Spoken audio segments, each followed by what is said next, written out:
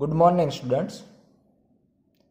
Chapter 7માં આપણે last time જડત્વની ચાક માત્રા સાથે સંકળાયેલા મહત્વના એવા પ્રમેય જોયા હતા અને એને સાથે સંકળાયેલા અમુક ઉદાહરણો કે કઈ રીતે આપણે કોઈ પદાર્થની જડત્વની ચાક માત્રા મેળવી શકાય અને જે પ્રમાણે એની અક્ષ બદલાય તો નવી જડત્વની ચાક માત્રા કઈ રીતે મેળવી શકાય એની ચર્ચા કરી હતી. આજે આપણે જે કંઈ થિયરીઓ ચાલી છે એના આધારે જે ઉદાહરણના દાખલાઓ છે એ ઉદાહરણના દાખલાઓ જોઈએ.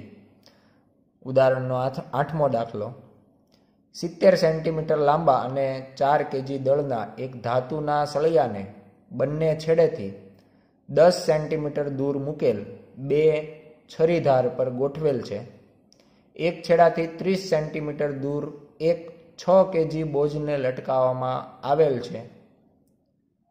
છરીધાર પર પ્રતિક્રિયા બળો શોધો. આ સળિયો નિયમિત આડછેદનો અને સમાંગ છે તેમ ધારો. અહીંયા આપણે આકૃતિની અંદર એક ધાતુનો સળિયો ધ્યાનમાં લીધેલો છે. એની કુલ લંબાઈને આપણે AB વડે દર્શાવીએ તો AB is equal to 70 centimetre આપવામાં આવેલ છે. ઉપરાંત સમાંગ અને નિયમિત ઘનતાવાળો સળિયો હોય તો એનું બધું જ દળ જે છે એ આપણે એના દ્રવ્યમાન કેન્દ્ર O પર લઈ શકાય. એટલા માટે આપણે જો W ની વાત કરીએ તો W બરાબર mg, જ્યાં એનું દળ આપણને આપવામાં આવ્યું છે 4 કેજી અને G આપણે 10 લઈએ તો 40 ન્યૂટન જેટલું આપણને એનું વજન બળ નીચેની દિશામાં મળશે. એટલે આ આપણે ધ્યાનમાં લેવા જેવું એક બળ જે છે એ લીધું. બીજું આપણે એવું કીધું છે કે એના આ જે સળિયો છે ને બે છરીધાર પર મૂકવામાં આવેલો છે જે એના બંને છેડાથી 10-10 સેન્ટીમીટર દૂર છે. તો આના ઉપરથી જો આપણે AK લખીએ તો AK1 is equal to BK2, બંને છેડાથી 10 સેન્ટીમીટર છે એટલે બંનેને એક સાથે આપણે દર્શાવી શકાય કે A અને K1 વચ્ચેનું અંતર 10 સેન્ટીમીટર અને B અને K2 વચ્ચેનું અંતર છે એ 10 સેન્ટીમીટર થશે. હવે અહીંયા જ્યારે સળિયો કોઈ વસ્તુના સંપર્કમાં આવે ત્યારે કહી શકાય કે સળિયો જે છે એ વસ્તુ ઉપર બળ લગાડે ને એ વસ્તુ છે એ સામે સળિયા ઉપર બળ લગાડશે. સંપર્કમાં છે એટલે સંપર્ક બળ લાગે. એટલે અહીંયા આપણે K1 છે એ સળિયા ઉપર જે બળ લગાડે છે અને ઉપરની દિશામાં દર્શાવી અને R1 બળ નામ આપી દઈએ અને K2 જે છે એ જે બળ લગાડશે એને આપણે R2 નામ આપી દઈએ. એટલે આ જે R1 અને R2 છે એ આપણા પ્રતિક્રિયા બળ થશે જે આપણે મેળવવાના છે. ઉપરાંત આપણે અહીંયા જે સળિયો છે એના કોઈ એક છેડાથી 30 સેન્ટીમીટર દૂર, જે અહીંયા આપણે P બિંદુ દર્શાવ્યું છે તો AP બરાબર 30 સેન્ટીમીટર, ત્યાં આપણે એક બીજું દળ મૂકેલું છે એને આપણે M1 કહી દઈએ. એટલે સળિયાનું કુલ દળ M અને બીજું જે દળ મૂકીએ છીએ એને M1. તો M1 ના લીધે M1 ઉપર પણ વજન બળ લાગશે જેને આપણે W1 કહી દઈએ. તો W1 તરીકે આપણે લખી શકાય M1G અને M1 આપ્યું છે 6 કેજી. અહીંયા આપણે 6 કેજી દળ મૂકીએ છીએ P બિંદુ એટલે 6 ગુણ્યા 10 એટલે થઈ જશે 60 ન્યૂટન. બીજું આપણું જે P બિંદુ છે એ દ્રવ્યમાન કેન્દ્રથી માત્ર 5 સેન્ટીમીટર જ દૂર હશે. આપણે જાણીએ છીએ કે ટોટલ લંબાઈ જો 70 હોય તો O બિંદુથી કોઈ પણ એક છેડાનું અંતર 35 થશે. એટલે AO હોય અથવા BO હોય તો એ 35 સેન્ટીમીટર મળે. AP ની જે પ્રમાણે વાત કરીએ 30 હોય તો PO લખીએ તો એ માત્ર 5 સેન્ટીમીટર જ મળે. બીજું દ્રવ્યમાન કેન્દ્રથી કોઈ પણ છરીધાર છે એનું અંતર જો લેવામાં આવે એટલે OK1 લેવામાં આવે અથવા OK2 લેવામાં આવે તો એ માત્ર આપણને 25 સેન્ટીમીટર મળશે કારણ કે એમાંથી આ જે અંતર છે છેડાનું 10 સેન્ટીમીટર એ બાદ થઈ જશે. તો આ પ્રમાણે આ અંતર ધ્યાનમાં લઈ શકાય. બીજું P બિંદુથી જો અંતરો લેવામાં આવે તો P બિંદુથી K બિંદુનું તો એને આપણે PK1 કહીએ તો એ આપણું માત્ર 20 સેન્ટીમીટર જેટલું જ થશે. ટોટલ 35 છે, એમાંથી આ 5 કાઢી નાખીએ અને આ તરફના 10 કાઢી નાખીએ એટલે આ થઈ જશે 20 સેન્ટીમીટર. એ જ પ્રમાણે જો બીજી છરીધારથી કે બિંદુનું અંતર લઈએ K2P, તો એ અહીંયાથી ઉગમ બિંદુ સુધીનું દ્રવ્યમાન કેન્દ્ર સુધીનું 25 ને બીજા 5 એટલે 30 સેન્ટીમીટર. આ અંતરો આપણે માત્ર જાણ માટે લખ્યા છે. કોઈ પણ અંતરની જો જરૂર પડે તો આપણે જે એનાલિસિસ કર્યું છે એના ઉપરથી ડાયરેક્ટ આપણે એ અંતર લખી શકીએ એટલા માટે. હવે અહીંયા આપણે જ્યારે આ જે પ્રમાણેનો પાતળો સળિયો છે એને આપણે 2 છરીધાર ઉપર જે મૂકવામાં આવ્યો છે એનાથી એ સંતુલનમાં છે. અહીં પાતળો સળિયો સંતુલનમાં, અને આપણે 2 પ્રકારના સંતુલન આ ચેપ્ટરની અંદર જોઈ ગયા. એક છે રેખીય, એટલે પહેલા આપણે રેખીય સંતુલન પ્રમાણેની વાત કરીએ. પદાર્થ રેખીય સંતુલનમાં ક્યારે હોય? અહીંયા આપણે એવું કહેવા માંગીએ છીએ કે આ સળિયો કોઈ જાતની રેખીય ગતિ કરતો નથી. તો રેખીય સંતુલનમાં ક્યારે રહી શકે પદાર્થ? તો કે એના ઉપર લાગતા તમામ બળનો સદિશ સરવાળો શૂન્ય થતો હોવો જોઈએ, તો એ પદાર્થ રેખીય સંતુલનમાં રહેશે. આકૃતિની અંદર આપણે સ્પષ્ટ જોઈ શકાય કે એના ઉપર 2 નીચેની દિશામાં વજન બળ લાગશે. એક સળિયા ઉપર લાગશે W, બીજું એના ઉપર આપણે જે બીજું અન્ય દળ મૂક્યું છે એના ઉપર W1. એ 2 નીચે તરફ છે. બીજું આ ચપ્પુધાર એના ઉપર બળ લગાડશે R1 ઉપર તરફ, બીજી છરીધાર છે એ ઉપર તરફ બળ લગાડશે R2. તો ટોટલ આપણે આકૃતિમાં દર્શાવ્યા મુજબ 4 બળ જોઈ શકીએ, W1, R1, R2. તો રેખીય સંતુલનમાં આપણે બળ પ્રમાણે જોઈએ તો ઉપર લાગતા બળને પોઝિટિવ લઈએ તો R1 પ્લસ R2 2 બળ ઉપર તરફ છે એટલે દિશા પ્રમાણે આપણે એને પોઝિટિવ લીધા, અને W અને W1 નીચે તરફ છે એટલે એ બંને આપણે નેગેટિવ લઈએ. બધાનો સદિશ સરવાળો, સદિશ એટલે એની દિશા પ્લસ માઇનસ ઉપરથી જ આપણે વિરુદ્ધ દિશા છે તો પ્લસ માઇનસથી જ સદિશ I caret J caret K કેરેટની જરૂર ન રહેતા બધાનો સરવાળો 0 બતાવી દઈએ રેખીય સંતુલનમાં હોવાના કારણે. તો આના ઉપરથી જો આપણે R1 પ્લસ R2 ને સૂત્રના કરતા બનાવીએ તો આપણું સમીકરણ બનશે W પ્લસ W1. W અને W1 ની આપણે અહીંયા ચર્ચા કરી છે. W છે 40 અને W1 છે 60. તો એમ પ્રમાણે 40 વત્તા 60 એટલે થઈ જશે 100 ન્યૂટન. પરંતુ અહીંયા આપણે એવું પણ કરી શકીએ કે જો Gની વેલ્યુ એક્ઝેક્ટ લઈએ 9.8 તો એ મુજબ 40ની જગ્યાએ આપણે 39.2 ન્યૂટન લખવા પડે. જો આપણે G બરાબર 10 લઈએ તો 40 થશે, પણ 9.8 લઈએ તો 39.2, ને એ જ પ્રમાણે 10 ન લેતા જો 9.8 લઈએ તો W1 તરીકે આપણે 58.8 ન્યૂટન લેવું પડે. અને એ પ્રમાણે જો આપણે આ ધ્યાનમાં લઈએ તો બેયનો સરવાળો આપણને 98 ન્યૂટન જ મળશે. આ બંને જે ઓરિજિનલ 9.8 પ્રમાણે લઈએ તો એ આ બંનેનો સરવાળો થઈને 98 ન્યૂટન મળશે. બીજું આપણે લઈએ ચાક ગતિય સંતુલન. અહીંયા આપણે એવું કહી શકાય સળિયો કોઈ પણ બિંદુને અનુલક્ષીને ચાક ગતિ પણ કરતો નથી, એટલે ચાક ગતિય સંતુલનમાં પણ છે. એટલે પરિણામી ટોર્ક, જેમ અહીંયા બળ 0 હોવું જોઈએ એમ અહીંયા બાહ્ય ટોર્ક 0 હોવું જોઈએ. એના ઉપર પરિણામી જે કંઈ ટોર્ક લાગે છે બધાનો સદિશ સરવાળો સમેશન 0 થવું જોઈએ. તો હવે 4 બળ છે તો આપણે કહી શકાય કે 4 ટોર્ક લાગશે, કારણ કે ટોર્કનું જે સૂત્ર છે torque is equal to R cross F સદિશ સ્વરૂપે જો લઈએ તો. પણ આપણે મૂલ્યના સ્વરૂપમાં લઈએ તો આપણે જાણીએ છીએ કે બળ અને બળની કાર્યરેખા સુધીનું લંબ અંતરનો ગુણાકાર કરી શકાય. પણ આપણે સદિશ લેવાનું છે તો સદિશ પ્રમાણે આપણે એની દિશા પણ ધ્યાનમાં લેવી જોઈએ. તો અહીંયા આપણે કોઈ પણ એક બિંદુને અનુલક્ષીને સંતુલન લઈ શકાય. આપણે હંમેશા એવું બિંદુ પસંદ કરશું કે જેના ઉપર બળ લાગતું હોય. કોઈ પણ બિંદુને અનુલક્ષીને લઈ શકાય. એટલે આપણે બી બિંદુને અનુલક્ષીને પણ લઈ શકીએ, એ બિંદુને અનુલક્ષીને પણ લઈ શકાય, પણ આપણી પ્રમાણે ચોઈસ કરવાની છે. તો આપણે આ બધા બિંદુમાંથી એવું બિંદુ પસંદ કરશું કે જેના ઉપર બળ લાગતું હોય. એટલે એવા બિંદુ જોઈએ તો K1 છે, P છે, O છે અને R2 છે, K2, જ્યાં R2 બળ લાગે. તો આ 4 બિંદુમાંથી કોઈ એક બિંદુ પસંદ કરીએ તો આપણે સમીકરણમાં સરળતા રહેશે.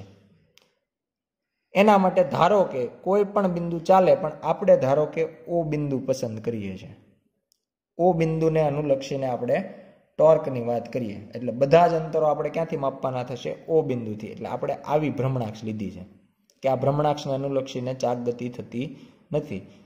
જોવા જઈએ તો કોઈ પણ અક્ષને અનુલક્ષીને ચાક ગતિ નથી થતી, એટલા માટે આપણે કોઈ પણ બિંદુ લઈ શકીએ.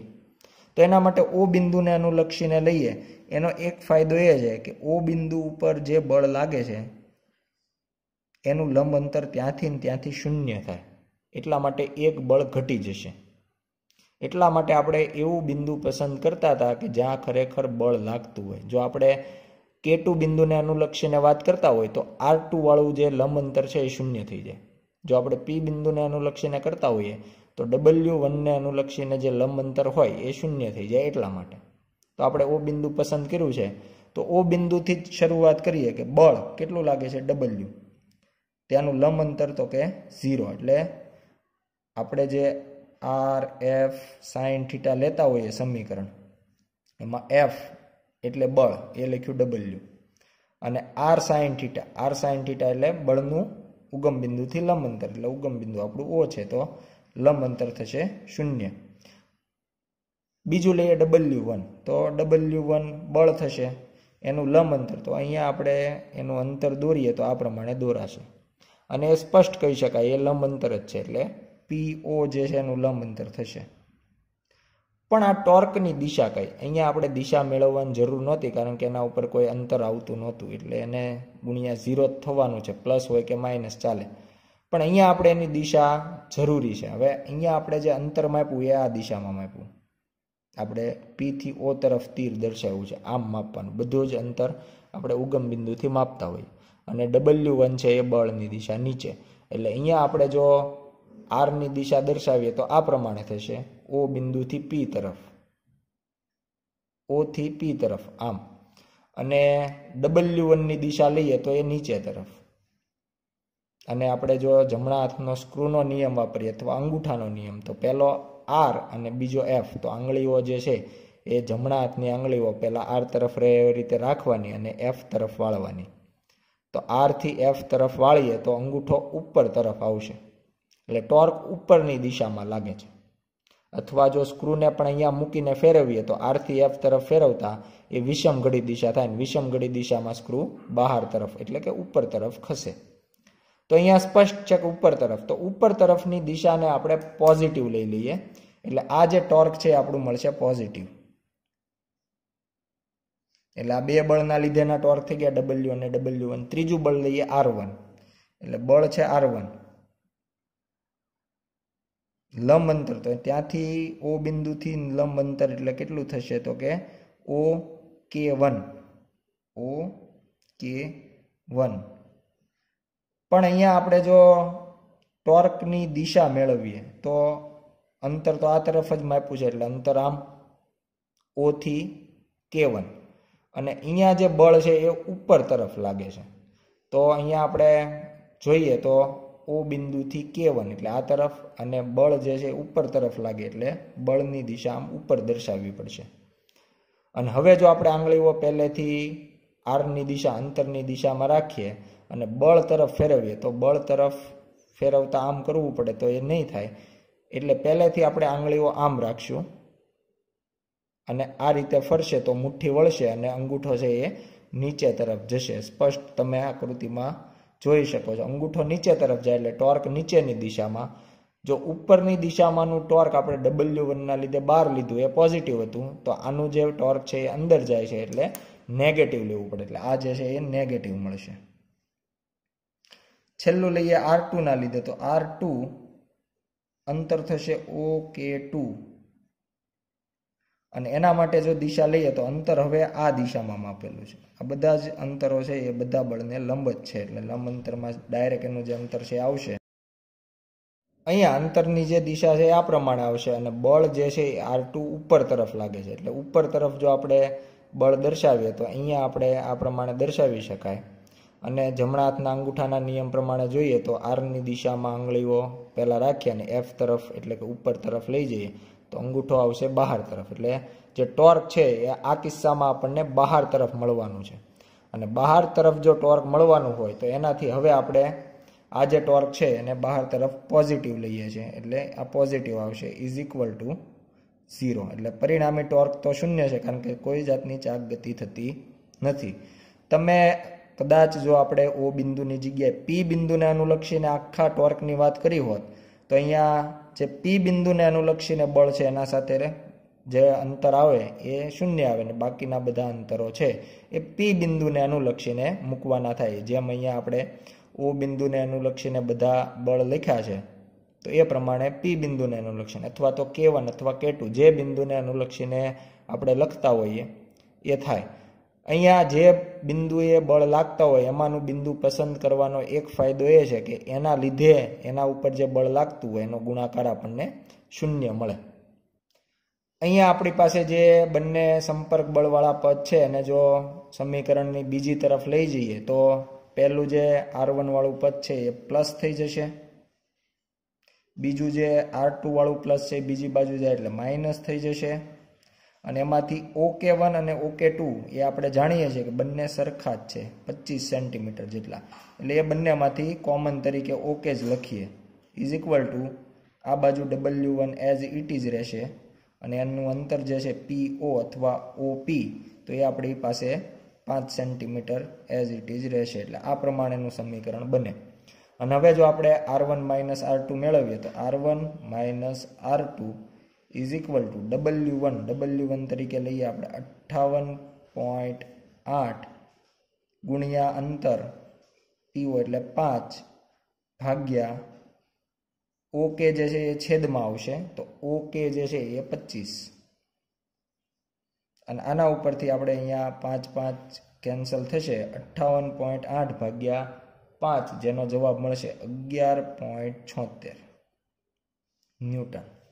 એટલે આ પ્રમાણે આપણને બેયનો સરવાળો 98 ન્યૂટન મળે છે અને બેયની બાદબાકી આપણને 11.76 ન્યૂટન મળશે. હવે જો અહીં મળેલ બંને સમીકરણો આપણે સરવાળો કરી દઈએ તો એનાથી આપણે R2 જે છે એ સમીકરણમાં કેન્સલ થઈ જશે અને 2R1 ઇઝ ઇક્વલ ટુ 109.76 મળશે ને એના ઉપરથી આપણે જો R1 મેળવીએ તો ભાગ્યા 2 થશે જેનો જવાબ 54.88 ન્યૂટન મળશે. અને આ જે કિંમત છે ઉપરના બેમાંથી કોઈ પણ સમીકરણમાં R1 ની જગ્યાએ મૂકીએ તો એના ઉપરથી R2 જે છે એ આપણને 43.12 ન્યૂટન મળશે. એટલે આ પ્રમાણે આપણે જે બંને પ્રતિક્રિયા બળ હતા એ મેળવી શકીએ.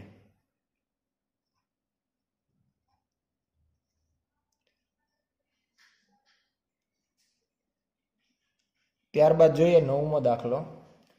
એક 3 મીટર લાંબી નિસરણી જે 20 kg વજન ધરાવે છે તે ઘર્ષણ રહિત દિવાલ પર ઝુકાવેલ છે.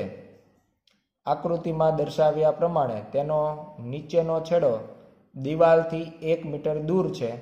દિવાલ અને ભોંયતળિયાના પ્રતિક્રિયા બળ શોધો. અહીંયા આકૃતિમાં જોઈ શકાય એ પ્રમાણે આપણે AB જે છે એ નિસરણી લીધેલ છે અને AB માટે આપણને એની લંબાઈ 3 મીટર આપેલ છે. એના મધ્ય બિંદુ તરીકે આપણે O બિંદુ લીધેલ છે એટલે એનું બધું જ દળ જે છે એ O બિંદુ પર કેન્દ્રિત ગણી શકાય ને નીચે તરફ વજન બળ લાગશે. અહીંયા આપણને નિસરણીનું દળ 20 kg આપેલ છે એટલે W માટે જો ગણતરી કરવામાં આવે તો W બરાબર mg ઇઝ ઇક્વલ ટુ 20 ગુણ્યા 9.8 એટલે આપણને W મળશે 196 ન્યૂટન. ઉપરાંત નિસરણીને એવું કીધેલું છે કે દિવાલથી એ 1 મીટર દૂર રહે એ પ્રમાણે મૂકેલ છે એટલે AC જે છે એ આપણે લખી શકાય 1 મીટર. એટલે જો આપણે AB નું અંતર જાણતા હોઈએ 3 મીટર અને એસીનું અંતર જાણતા હોય 1 મીટર, તો આપણે બીજી જે દિવાલની લંબાઈ છે કે જ્યાં નિસરણીનો બીજો છેડો બી બિંદુ અડકશે, તો એ બીસી પણ આપણે મેળવી શકાય. પાયથાગોરસનો પ્રમેય વાપરીએ, એક બાજુનો વર્ગ વત્તા બીજી બાજુનો વર્ગ બરાબર કર્ણનો વર્ગ થવો જોઈએ, અને એ પ્રમાણે જો બીસીની ગણતરી કરીએ તો એ આપણને મળશે 2√2 મીટર. એટલે એ પાયથાગોરસ પ્રમાણે મળશે, એટલે એની આપણે અહીંયા કોઈ ગણતરી દર્શાવતા નથી. એટલે અહીંયા આપણે સાથે લખી શકાય 2√2 મીટર. અહીંયા આપણે વાત કરીએ ભોંયતળિયાની, તો ભોંયતળિયું જે છે એના માટે આપણને ફ્રિક્શનલેસ એટલે ઘર્ષણ રહિત કોઈ માહિતી નથી આપી, એટલે એના લીધે એના ઉપર બે બળ આપણે આકૃતિમાં દર્શાવી શકાય. એક છે એ ભોંયતળિયું નિસરણી ઉપર લંબ બળ લગાડે એટલે એને આપણે n વડે દર્શાવીએ, અને બીજું જે છે એ ઘર્ષણ બળ લગાડશે એને આપણે F1 એવું નામ આપીએ. એટલે બંનેનું પરિણામી જે છે એ આપણે આ પ્રમાણેની કોઈ દિશામાં R1 સ્વરૂપે દર્શાવીએ, અથવા તો કેપિટલ F1 પણ લઈ શકાય. બી બિંદુ વાત કરીએ, દિવાલ જે છે એ ઘર્ષણ રહિત છે, એટલે એ માત્ર એના ઉપર લંબ બળ લગાડશે, જેને આપણે N1 અથવા કેપિટલ F2 પણ નામ આપી શકે. એટલે આ પ્રમાણે આપણે નામ જે છે એ આપણી રીતે આપેલ છે. અહીંયા આપણે સ્વાભાવિક છે કે જો આ ઘર્ષણ રહિત ન હોય તો આપણી જે નિસરણી છે એ લપસી જાય, એટલે અપેક્ષિત ગતિ થશે.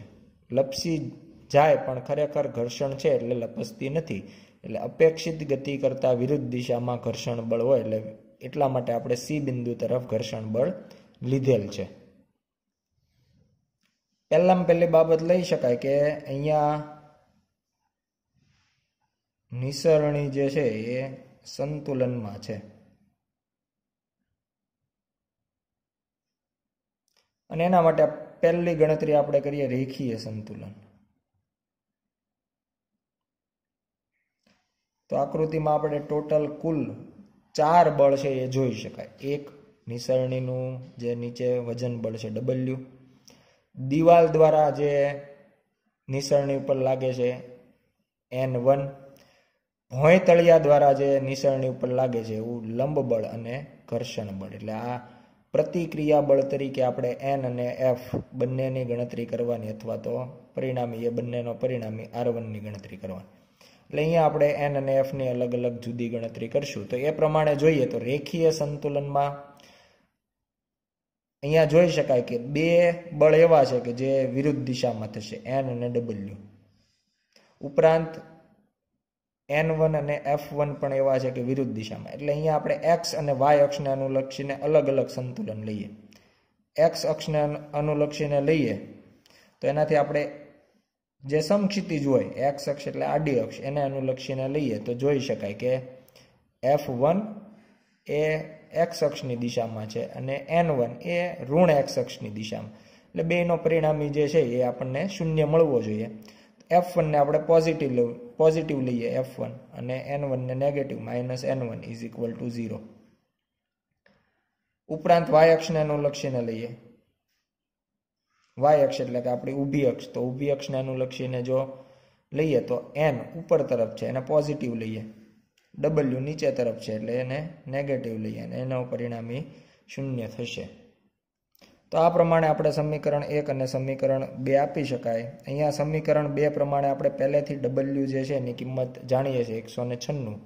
તો આના ઉપરથી N બરાબર W બરાબર 196 ન્યૂટન, એટલે N જે લંબ બળ છે એ આપણને 196 ન્યૂટન મળશે.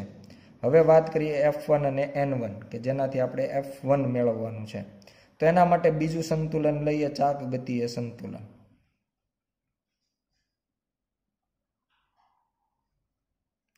ચાક ગતિય સંતુલન માટે આપણે એવું કહી શકાય કે કયા બિંદુને અનુલક્ષીને ચાક ગતિ લેવી છે એ આપણે નક્કી કરી શકીએ. આપણી પાસે અહીંયા જે બિંદુએ બળ લાગતા હોય ત્યાં જ આપણે ચાક ગતિય સંતુલન લેતા હોઈએ. તો અહીંયા આપણી પાસે એ બિંદુને અનુલક્ષીને છે, O બિંદુને અનુલક્ષીને છે અને B બિંદુ. એટલે આ ત્રણ બિંદુમાંથી જો કોઈ એક બિંદુ લઈએ તો સરળતાથી આપણે ગણતરી કરી શકીએ. અહીંયા આપણે એ બિંદુ પસંદ કરશું. એ બિંદુ પસંદ કરવાનું કારણ એ છે કે એના ઉપર બે બળ લાગે છે. એક N લંબ બળ જે છે એ પણ, અને ઘર્ષણ બળ. એટલે એના લીધે આ બંને બળોના લીધે જે લંબ અંતર લેવાના થાય એ શૂન્ય થાય, અને એના કારણે આપણને માત્ર 2 બળની જ ગણતરી ધ્યાનમાં લેવી પડે. તો હવે ચાક ગતિએ સંતુલનમાં લઈએ તો પહેલું બળ છે n, એ બિંદુથી લંબ અંતર 0. બીજું બિંદુ છે F1, બીજું બળ F1, એનાથી પણ લંબ અંતર 0. ત્રીજું બળ છે W, ત્યાંથી લંબ અંતર લેવામાં આવે એટલે આપણું બિંદુ એ છે, અને બળની કાર્યરેખા લેવામાં આવે તો કાર્યરેખાને આપણે જો લંબાવી દઈએ તો લંબ અંતર લેવાનું, એટલે એ થી O બિંદુનું જે અંતર છે 1.5 મીટર, એ લંબ અંતર ન ગણાય. આ આખી બળની જે કાર્યરેખા છે અહીંયા આપણે દર્શાવી છે, અને આપણું એ બિંદુ જોઈ શકાય કે આ એમના વચ્ચેનું લંબ અંતર થાય. આ બિંદુને આપણે ડી બિંદુ નામ આપીએ તો એ ડી જે છે એ લંબ અંતર બનશે. દિશા માટે વાત કરીએ તો પોઝિટિવ નેગેટિવ લેવા માટે આપણે અંતર આ દિશામાં માપીએ છીએ, એ થી ડી બિંદુ, અને બળ જે છે એ નીચે તરફ લાગે છે, એટલે કે આ પ્રમાણે. તો આ પ્રમાણે R અને F, તો R થી F તરફ આંગળીઓ ફેરવવાની, તો આપણે R થી F તરફ આ પ્રમાણે રાખીએ, R થી F તરફ, તો અંગૂઠો છે એ નીચે તરફ જાય, અને નીચે તરફ હોય તો આપણે એને માઇનસ લઈ શકાય. બીજું બળ છે અન્ય છેલ્લું જે બળ છે N1, એના માટે વાત કરીએ તો એની કાર્યરેખા દર્શાવીએ તો આપણે કાર્યરેખા આ પ્રમાણે દર્શાવી શકાય, અને આપણું બિંદુ છે એ થી આના ઉપર લંબ દોરીએ તો અહીંયા દોરી શકાય. એક જ તમે લંબ દોરી શકો, અહીંયા થશે. અને આને જો આપણે ઈ બિંદુ નામ આપીએ તો એ ઈ જે છે એના વચ્ચેનું લંબ અંતર થશે. અને એ જોઈ શકાય કે બીસી જેટલું જ હશે. જેમ અહીંયા આપણને બીસી 2√2 મળે છે, તો એ ઈનું મૂલ્ય પણ 2√2 જ હશે. એટલે એ પ્રમાણે આપણે પરિણામી 0. દિશાની વાત કરીએ તો અંતર છે આપણે ઉપર તરફ માપીએ છીએ, અને બળ જે છે એ આપણે જોઈ શકીએ કે બી થી ઈ બિંદુ તરફ છે, એટલે આ પ્રમાણે. અને અંતરથી બળ તરફ જો આંગળીઓ ફેરવીએ, મુઠ્ઠી વળે તો અંગૂઠો આવશે ઉપર તરફ, એટલે એને આપણે લઈશું પોઝિટિવ. આ પ્રમાણેનું સમીકરણ આપણને મળશે. પહેલા આ આપણે જે સંતુલન લીધું છે એ બિંદુને અનુલક્ષીને લીધું છે.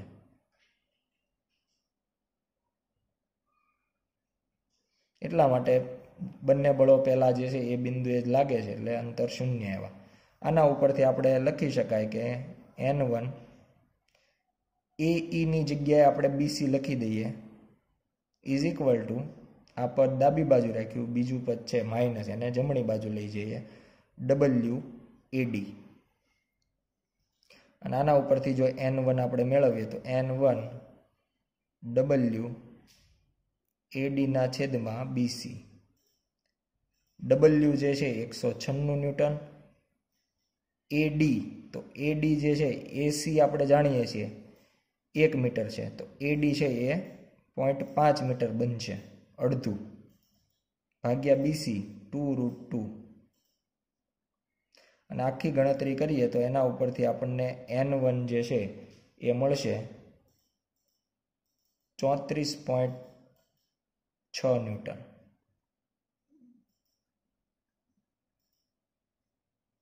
અને સમીકરણ નંબર 1 મુજબ